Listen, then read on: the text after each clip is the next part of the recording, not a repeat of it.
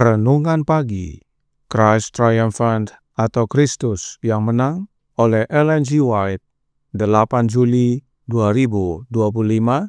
Mari kita berdoa. Bapa kami yang di sorga, Allah pencipta langit dan bumi, laut dan segala isinya, Allah yang maha besar, maha kuasa, satu-satunya Allah yang benar, yang kami sembah selalu melalui anak-Mu yang tunggal, Yesus Kristus. Terpujilah Yesus, anak Allah yang maha tinggi, yang adalah satu-satunya jalan dan kebenaran dan hidup bagi kami. Pada pagi hari ini kami bersyukur boleh bangun dan berbakti, dan sebagaimana membaca dan mendengarkan nasihat firman-Mu, kiranya ini menjadi sukacita bagi kami semua, sebab malaikat terlibat dalam masa pencobaan kami. Dan itu kami boleh terima hanya dengan kami bersatu dengan Yesus. Beserta kami sepanjang perbaktian ini, kehendak-Mu yang jadi. Ampun kami akan dosa dan salah, karena kami berdoa hanya dalam nama anak Allah yang tunggal, Yesus Kristus, yang adalah Tuhan dan Juru Selamat kami. Amin. Renungan hari ini akan dibacakan oleh Saudara Steve Mandang. Kepada Saudara Steve, kami persilahkan.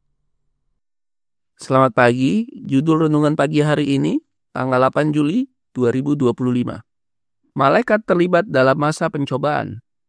Sebab malaikat-malaikatnya akan diperintahkannya kepadamu untuk menjaga engkau di segala jalanmu. Mereka akan menatang engkau di atas tangannya, supaya kakimu jangan terantuk kepada batu. Mazmur 91 ayat 11 dan 12. Dinyatakan dengan tegas bahwa setan bekerja dalam diri anak-anak yang tidak taat. Tidak hanya memiliki jalan masuk ke pikiran mereka, tetapi bekerja melalui pengaruh mereka, sadar dan tidak sadar, untuk menarik orang lain ke dalam ketidaktaatan yang sama. Jika malaikat jahat memiliki kuasa seperti itu atas manusia dalam ketidaktaatan mereka, betapa lebih besar kuasa yang dimiliki malaikat baik atas mereka yang berusaha untuk taat. Ketika kita menaruh kepercayaan kita kepada Yesus Kristus, mengerjakan ketaatan kepada kebenaran, malaikat Allah bekerja di dalam hati kita kepada kebenaran. Para malaikat datang dan melayani Tuhan kita di padang gurun pencobaan.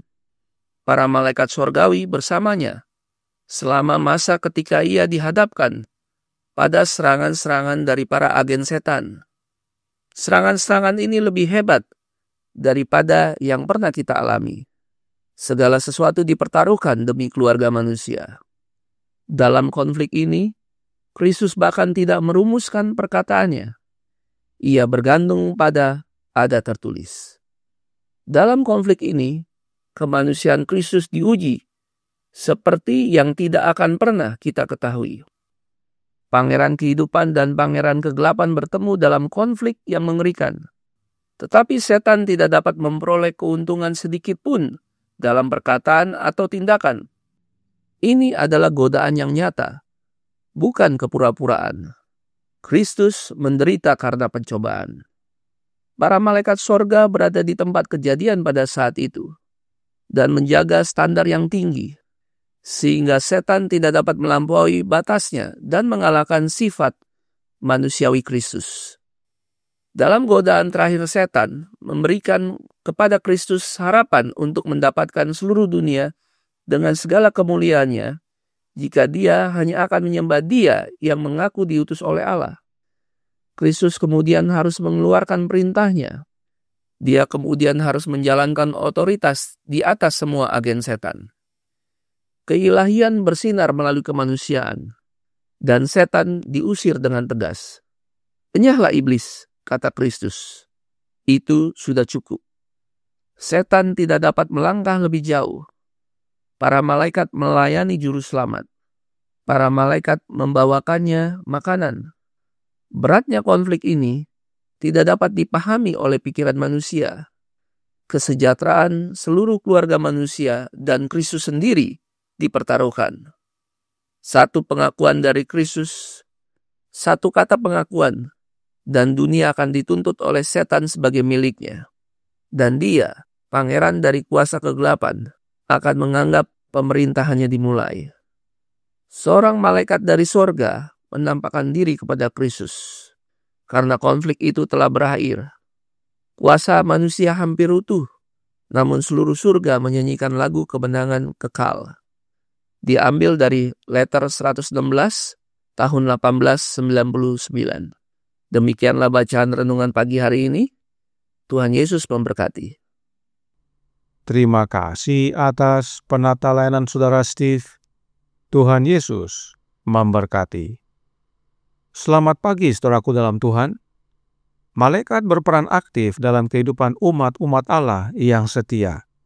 Roh Nubuat berkata dalam The Great Controversy, halaman 512 paragraf 1 yang berbunyi, para malaikat diutus untuk misi belas kasihan kepada anak-anak Allah, kepada Abraham dengan janji-janji berkat, ke gerbang-gerbang Sodom untuk menyelamatkan Lot yang saleh dari hukuman api, kepada Elia saat ia hampir binasa karena kelelahan dan kelaparan di padang gurun, kepada Elisa dengan kereta-kereta perang dan kuda-kuda berapi yang mengelilingi kota kecil tempat ia dikurung oleh musuh-musuhnya, kepada Daniel saat mencari hikmat ilahi di istana seorang raja kafir atau ditinggalkan untuk menjadi mangsa singa, kepada Petrus yang dihukum mati di penjara bawah tanah Herodes, kepada para tahanan di Filipi, kepada Paulus dan rekan-rekannya di malam badai di laut, untuk membuka pikiran Cornelius agar menerima Injil, untuk mengutus Petrus dengan pesan keselamatan kepada orang-orang non-Yahudi. Demikianlah para malaikat kudus di segala zaman telah melayani umat Allah. Bahkan Roh Nubuat menyatakan dalam The Great Controversy, halaman 512 paragraf 2 yang berbunyi, malaikat pelindung ditunjuk bagi setiap pengikut Kristus. Para penjaga sorgawi ini melindungi orang benar dari kuasa si jahat. Setan sendiri menyadari hal ini ketika ia berkata, "Apakah dengan tidak mendapat apa-apa, Ayub takut akan Allah? Bukankah engkau yang membuat pagar sekeliling dia dan rumahnya serta segala yang dimilikinya?" Dan pemazmur juga berkata dalam Mazmur 34 ayat 8, malaikat Tuhan berkemah di sekeliling orang-orang yang takut akan Dia, lalu meluputkan mereka. Dan tidak hanya bagi orang dewasa, tetapi bagi anak-anak sekalipun ada malaikat yang menjaga. The Great Controversy halaman 512 paragraf 2 melanjutkan, Juru Selamat berkata, berbicara tentang mereka yang percaya kepadanya, "Ingatlah, jangan menganggap rendah seorang dari anak-anak kecil ini, karena aku berkata kepadamu, ada malaikat mereka di sorga yang selalu memandang wajah Bapakku yang di sorga." Matius 18 ayat 10. Para malaikat yang ditunjuk untuk melayani anak-anak Allah memiliki akses di hadiratnya setiap saat. Karenanya Roh Nubuat ingatkan kita dalam manuskrip 1 tahun 1890 paragraf 31. Malaikat Allah ada di sekitar kita. Anda tidak dapat melihat mereka dengan penglihatan manusia Anda. setan dan malaikatnya ada di rumah ini hari ini. Oh, kami ingin mengetahui hal-hal ini dan takut serta gemetar, dan lebih memikirkan kuasa malaikat Allah yang mengawasi dan menjaga kami daripada yang telah kami lakukan sebelumnya. Kami ingin menempatkan diri kami di bawah panji Pangeran Emmanuel yang berlumuran darah.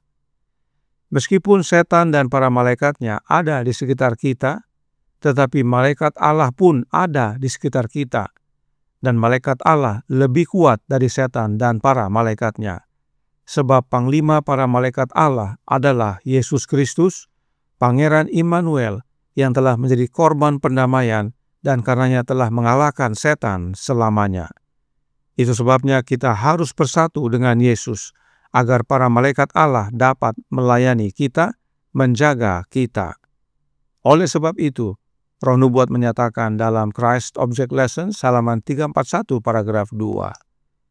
Kita tidak tahu hasil apa yang akan ditentukan oleh hari, jam, atau momen tertentu.